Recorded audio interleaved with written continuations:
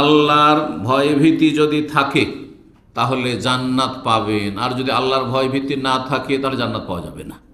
আল্লাহ বলছেন, ফাআম্মা মান তাগা ওয়া আসারাল হায়াতাদ দুনিয়া ফাইন্নাল জাহিমা হিয়াল মাওয়া। সীমা লঙ্ঘন করে এবং দুনিয়াকে যদি প্রাধান্য দেয়, অগ্রাধিকার দেয়, দুনিয়া এক নম্বর, আগে ঘুম ভাঙলে নামাজ পড়বো ফজর, না হলে পড়বো না, অ্যালার্ম লাগাবে না, তাহলে জাহান্নামে যেতে হবে। অ্যালার্ম লাগালেন, চেষ্টা করলেন, তারপর উঠতে পারলেন না, আল্লাহকে বলতে পারবেন যে আল্লাহ আমি তো চেষ্টা করেছি, কয়েকটা অ্যালার্ম লাগিয়েছি, তারপর উঠতে পারি। আমি কিছু কিছু ভাইকে মাঝে মাঝে জিজ্ঞাসা করি, এই যে দেশে গেছিলাম জিজ্ঞাসা করেছি, অ্যালার্ম লাগান, বলছি একটা লাগাই, বলছি একটা লাগাই, বা মোবাইলটা কত দূরে রাখেন, বলছি বিছানিয়ে রাখি, তো চোখ বন্ধ করে দিলাম, বন্ধ করে তো বন্ধ, সে হয়ে গেল, শেষ, চলবে। আমরা রিপিট অ্যালার্ম লাগানো, হাতের নাগালে রাখে না, যাতে করে উঠে বসে বন্ধ করতে হয়, তারপরে 10 মিনিট 15 মিনিট পর পর লাগান। আপনি একটা লাগালেন আজান একটু আগে, একটা আজানের 5 মিনিট পরে, একটা লাগালেন 10 মিনিট পরে, কমপক্ষে জামাতরা ধরতে পারি। একবার মিস গেল, 2বার গেল, 3বারের বেলা, হ্যাঁ বারবার বিরক্ত উঠবেনই আপনি। হ্যাঁ, এই বদ অভ্যাস ধীরে ধীরে ছুটে যাবে। চেষ্টা থাকতে হবে। রব তো দেখছেন আপনাকে যে আপনার কতটা আন্তরিকতা আছে। দুনিয়াকে যদি 1 নম্বরে রাখেন তাহলে জাহান্নামে যেতে হবে, সোজা কথা। তারপরে আল্লাহ আম্মা মান খাফা মাকামা রাব্বি, আর যার ভয় আছে যে আল্লাহর সামনে দাঁড়াইতে হবে, হিসাব দিতে হবে, জবাব দিতে হবে পারিপারিকার প্রতি বিষয়ের, তাহলে ওয়ানাহান নাফসা আনিল হাওয়া, সুতরাং সে কুপ্রবৃত্তির অনুসরণ থেকে, মনের পূজা থেকে, পাপ থেকে নিজেকে বাঁচিয়ে রাখবে। ফাইনাল জান্নাত হিয়াল মাওয়া, তাহলে জান্নাত তার বাসস্থান। জান্নাত পেতে হলে তাহলে আল্লাহর কাছে দাঁড়াইতে হবে, গিয়ে সামনে হিসাব দিতে হবে, প্রতিটি বিষয়ের হিসাব দিতে হবে, আল্লাহর হকেরও হিসাব দিতে হবে, মানুষের হকের এক একটা পয়সার হিসাব দিতে হবে। আজকাল মানুষ ব্যবসা বাণিজ্যের পয়সা নিচ্ছে, আর তারপরে কোনো ব্যাপার না, পারলাম না হয় নাই দিলাম, আমি নিজের কেন লস করব, ওর লস হোক, কত সহজ নয়। হ্যাঁ, যে জান্নাত পেয়ে যাবেন, কখনো জান্নাত পাবেন না এরকম কথিত সহি আকীদা দিয়ে আর কথিত দ্বীনি ভাই হয়ে। আল্লাহ হিদায়াত দান করুন। 5 নম্বর আল্লাহর হক, সেটা হচ্ছে আল্লাহর যথাযোগ্য মর্যাদা দেওয়া, যথাযোগ্য মর্যাদা দিতে হবে। কোরআনে এখানে 3টি আয়াত রয়েছে মর্মে, অমা কাদারুল্লাহ হাক্কা কাদরিহি, মানুষরা আল্লাহর যথাযোগ্য মর্যাদা দিল না, কদর করলো না, মূল্যায়ন করলো না। আল্লাহর মূল্যায়ন করতে জানতে হবে, আল্লাহর কদর করতে হবে। যে যত বেশি বাপ মায়ের মূল্যায়ন করে, কদর করে, সে তত বেশি বাপ মায়ের আদর ভালোবাসা পায়। ব্যতিক্রম কিছু অসৎ বাপ মা আছে, সেটা মাপকাঠি নয়, কিন্তু আসল মাপকাঠি হচ্ছে যদি সৎ বাপ মা হয়, মানে নেক বাপ মা হয়, ভালো মানুষ হয়, তাহলে অবশ্যই যেই ছেলে মেয়ে যত বেশি মূল্যায়ন করবে, কদর সম্মান করবে বাপ মাকে, অবশ্যই সুদৃষ্টি তার থাকবে, অবশ্যই তার মায়া মমতা থাকবে, থাকবে কি থাকবে না।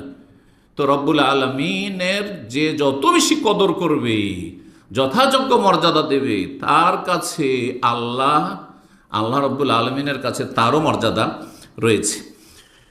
সূরা জুমারের 67 রয়েছে, সূরা হজের 74 রয়েছে, সূরা আনামের 91 রয়েছে। অমা কাদারুল্লাহ হাক্কা কাদরিহি, সময়ের স্বল্পতার জন্য আয়াতগুলি বিস্তারিত আলোচনা করছি না। তাহলে আল্লাহর মর্যাদা ক্ষুণ্ণ কিসে হয়, বিষয়টি বোঝা জরুরি। এইটা একটা বিষয়, গোটা 1 ঘন্টা আলোচনা প্রয়োজন হতে পারে, খুব সংক্ষেপে বলছে। কারা আল্লাহর যথাযোগ্য মর্যাদা দেয় না? মুশরিক যারা, শিরকি আকীদার লোক, তারা আল্লাহর মর্যাদা দেয় না। নাস্তিক আল্লাহর অস্তিত্বই মানে না, আল্লাহর যথাযোগ্য মর্যাদা দেয় না। আস্তিক কিন্তু মুশরিক, মাজার পূজারী, আল্লাহর যথাযোগ্য মর্যাদা দেয় না। আল্লাহর হকগুলি অন্যের কাছে চাই, যে দিতেই পারবে না, কিছুই দিতে পারবে না, সে নিজেরই কিছু করতে পারবে না সে, যদি আল্লাহ না চান। তাহলে আল্লাহর রহমতের সেও আশাবাদী হয়ে রয়েছে, সুতরাং সে যথাযোগ্য মর্যাদা দিল না। এইরকম যারা সুন্নতের অনুসারী নয়, বেদাতি, আল্লাহর বিধান নবীর মাধ্যমে, সে নবীর তরিকা অনুযায়ী নামাজ না পড়ে ও মুরব্বীদের তরিকায় নামাজ পড়বে, নামাই তো পড়বে, যায় নামাজে দোয়া পড়বে, আর তারপর ইক্তাদাই তো বেহাজাল ইমাম পড়বে, সম্মিলিত মোনাজাত করবে, না হলে তার মন ভরবে না। নবীর তরিকা আসতে চায় না, নবীর তরিকা আসতে চায় না, তার যথাযোগ্য মর্যাদা আল্লাহর দিল না। ভালো করে মনে রাখবেন। এইরকমই যারা পাপ করে, ফাসিক, পাপিষ্ঠ, বিভিন্ন পাপে জড়িয়ে আছে, পাপ করছে, সংশোধন করছেন না, অনিচ্ছাকৃত পাপ হয়ে গেল শয়তানের চক্করে, সাথে সাথে তওবা করলো, ঠিক আছে, তাহলে আল্লাহর মর্যাদা দিল যে আল্লাহর কাছে ক্ষমা চেয়ে নিয়েছি, মাফ পাবো, অন্তর থেকে ক্ষমা চেয়েছি। কিন্তু ক্ষমাও চাই না, আর পাপ করতেই আছে, পাপ করতেই আছে, সে যথাযোগ্য মর্যাদা দিল না। স্ত্রীর সামনে কোনো বেগানা মহিলার সাথে কথা বলবে না, বলবে বাপের সামনে, মায়ের সামনে, বরং মায়ের সামনে স্ত্রীর সাথেও কথা বলতে লজ্জা লাগে। যদি আপনি ভিডিও কলে কথা বলেন স্ত্রীর সাথে, হ্যাঁ, আর এদের মা বসে আছে, ওইভাবে ফিরিয়ে কথা বলতে পারবেন? তাহলে আপনি মাকে কতটা লজ্জা পাচ্ছেন, বাপকে কতটা লজ্জা পাচ্ছেন, স্ত্রীকে কতটা আপনি ভয় করছেন, আর তার মূল্যায়ন করছে। আরে হোম মিনিস্টার নারাজ হয়ে যাবে যদি কোনো বেগানা মহিলার সাথে, চাচাতো বোন, মামাতো বোনের সাথে যদি আমি এরকম কথা বলি, তাহলে আর যদি ভিডিও কল দিই তো খবর আছে, আমার ভাত উঠিয়ে দেবে, তাই না? আর রবের জমিনে থেকে রব যে সব দেখছেন, শুনছেন, জানছেন, আর রবের সামনে অহরহ পাপ করেছেন, আপনি অহরহ পাপ করতে আছেন, চলবে? সুবহানাল্লাহ। তাহলে কি মূল্যায়ন করলেন আপনি, কি মর্যাদা দিলেন? যারা গুনাহগার, বিভিন্ন গুনাহ করতে আছে, সংশোধন করছে না, তারা আল্লাহর যথাযোগ্য মর্যাদা দিল না। এইরকমই যারা আল্লাহর উপর মিথ্যাচার করে, তারা যথাযোগ্য মর্যাদা দিল না। আল্লাহ রাব্বুল আলামিনকে গালমন্দ করে, আল্লাহর জন্য ছেলে সাব্যস্ত করে, নবী নূরের পয়দা, এই শিরকি কুফরি আকীদা, হ্যাঁ, আল্লাহর মানহানি করলো। জি, যেমন খ্রিস্টানরা মানহানি করেছে আল্লাহর সন্তান সাব্যস্ত করে, তেমনি সুফি বিদাতিরা আল্লাহর নূরের নবী পয়দা মানহানি করেছে। জি, এইভাবে যত পাপীরা রয়েছে যে কোনো শ্রেণীর, তারা আল্লাহর যথাযোগ্য মর্যাদা দেয় না। 6 নম্বর আল্লাহর হক হচ্ছে আল্লাহর বড়ত্ব, মহত্ব ঘোষণা, তাজিম। এই জন্য রুকুতে গিয়ে সুবহানা রব্বিল আজিম, কোরআনে কারীমের বেশ কিছু আয়াত, ফাসাব্বিহ বিসমি রব্বিকাল আজিম। জি, রব্বে আজিম, জি, যিনি মহান, যার আরশ মহান। জি, তো আল্লাহর তাজিম, আল্লাহর বড়ত্ব, মহত্ব ঘোষণা করা। জি, আল্লাহ রাব্বুল আলামিনের তাজিম মানুষরাই অধিকাংশ করে না, না হলে আসমান জমিনের সব কিছু আল্লাহর তাজিম করে, আল্লাহর গুণগান করে। আল্লাহ বলছেন, ওয়া ইন মিন শাইইন ইল্লা ইউসাব্বিহু বিহামদিহি, পৃথিবীতে এমন কি কোনো সৃষ্টি নেই যে আল্লাহ পবিত্রতা, মহিমা ঘোষণা করে না। ওয়ালাকিন লা তাফকাহুনা তাসবিহাহুম, তাদের তসবিহ বুঝো না। পশু পাখি, কীট পতঙ্গ, এমনকি সমস্ত কিছু যা কিছু রয়েছে, আপনার পাথর ইত্যাদি, সব কিছু আল্লাহর তসবিহ করে, সব আল্লাহর তসবিহ করে, কিন্তু আমরা বুঝতে পারি না। এইরকমই সূরা হজের 32 রয়েছে যে আসমান জমিনে যা কিছু আছে সব কিছু আল্লাহকে সেজদা করে। সূর্য, চন্দ্র, তারকা, পাহাড়, পর্বত, গাছপালা, জীবজন্তু, কাসীরুন হাক্কা আলাইহিল আযাব, এইভাবে সমস্ত কিছু সেজদা করে। এইসব কথা আল্লাহ বলেছে সূরা ইসরা আয়াত নম্বর 44, যে কথাটি বললাম একটু আগে, যে সব কিছুই আল্লাহর তসবিহ, গুণগান করে প্রশংসার সাথে সাথে। সুতরাং আল্লাহ রাব্বুল আলামিনের বড়ত্ব, মহত্ব ঘোষণা করতে হবে। দেখেন, যে যাকে যত বেশি ভালোবাসে তাকে তত বেশি বড় মনে করে। হ্যাঁ, তো রবকে যে যত বেশি ভালোবাসবে, রবের হক তত বেশি আদায় করবে, তত বেশি তার বড়ত্ব, মহত্ব ঘোষণা করবে। আল্লাহ রাব্বুল আলামিনের সংক্ষেপে 10টা আমি পড়ি দিই। আল্লাহ রাব্বুল আলামিনের একটি হক আদায় করা হচ্ছে আল্লাহর প্রশংসা করা। আল্লাহর কি করা? প্রশংসা করা।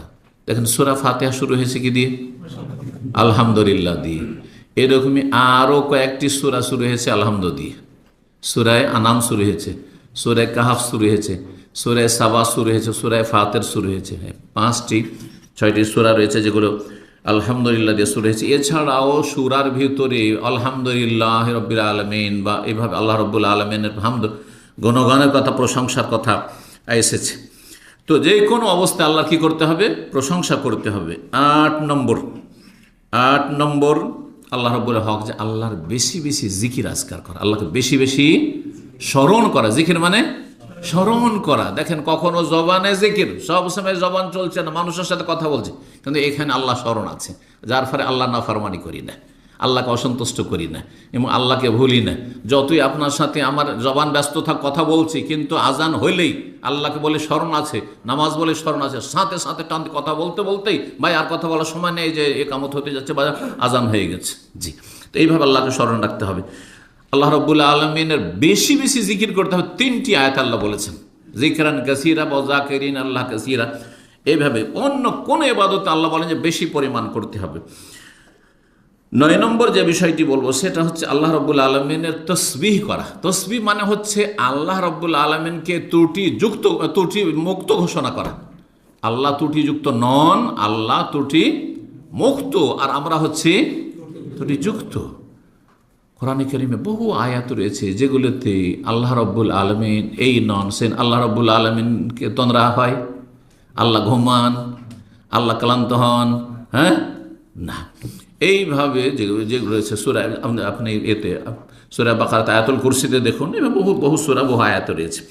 তো আল্লাহ রব্বুল আলমের তসবিহ পাঠ করা, তসবিহ পাঠ আল্লাহ রব্বুল আলমের একটি গুরুত্বপূর্ণ হক আদায় করা, গুরুত্বপূর্ণ ইবাদত তসবিহ পাঠ করা। এই তসবিহ পাঠের মাধ্যমে আল্লাহকে আপনি পবিত্র ঘোষণা করছেন। আপনি বেশ কিছু সূরা রয়েছে, 6টির মতো সূরা রয়েছে, যে সূরাগুলিতে রয়েছে সাব্বাহা দিয়ে শুরু হয়েছে, সাব্বাহা লিল্লাহি মা ফিস সামাওয়াতি, তার সাব্বিহ ইসমা রাব্বিকাল আলা, ইউসাব্বিহু লিল্লাহি মা ফিস সামাওয়াতি ওয়া মা ফিল আরদ, আর সূরার ভিতরেও তুসাব্বিহু লাহুস সামাওয়াতুস সাবউ, এইভাবে রয়েছে। তসবির কথা বহু আয়াত রয়েছে।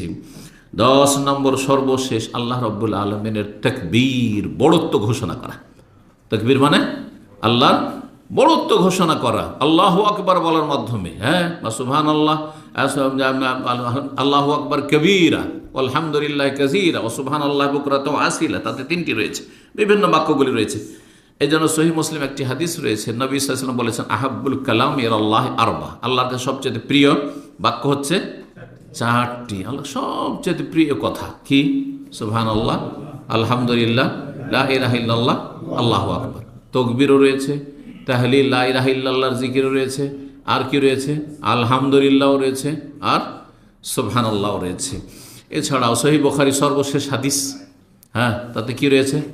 তসবিহ রয়েছে এবং আল্লাহর আজমত, হ্যাঁ, বড়ত্ব মহত্বের ঘোষণা, সুবহানাল্লাহ ওয়া বিহামদিহি, হামদের কথাও রয়েছে, আর সুবহানাল্লাহিল আজিম, আল্লাহকে আজিম বললে আল্লাহর বড়ত্ব মহত্ব ঘোষণা করলেন। তো এই যে তসবিহগুলি বা এই জিকির আজকারগুলি অত্যন্ত ব্যাপক অর্থ রাখে, যেগুলি বিস্তারিত আলোচনার জন্য সময়ের প্রয়োজন রয়েছে।